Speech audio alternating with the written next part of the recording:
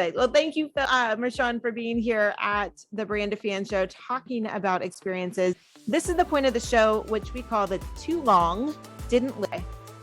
Phil Mershon is the author of a book called Unforgettable. And today in our conversation, we talked about Phil's own aha moment, that he really actually was going out to create a time stood still moment and then realized that creating that is very hard. But as an event planner, we can create the conditions for change in order to create memorable experiences for others. Phil, you talked about your 3 M's of unforgettable experience, and they are memorable, meaningful, and momentous. You told us a little bit, a couple stories that actually aren't in the book, so I really appreciate that. One that stood out to me was the research by Herman Ebbinghaus, who was maybe the first person to study retention and also how people forget.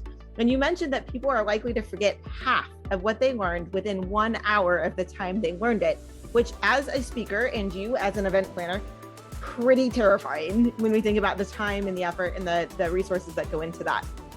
You talked about how an event might go from extraordinary to ordinary to boring, and that there are event design pitfalls that you've termed an acronym DRIDE. I think that's fabulous.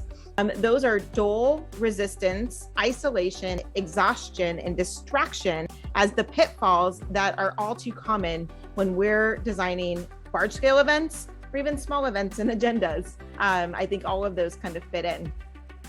And then when we were talking a little bit more about fandom, you mentioned that retention is super important, but for you, word of mouth reigns supreme because your ambassadors are really the storytellers of your event.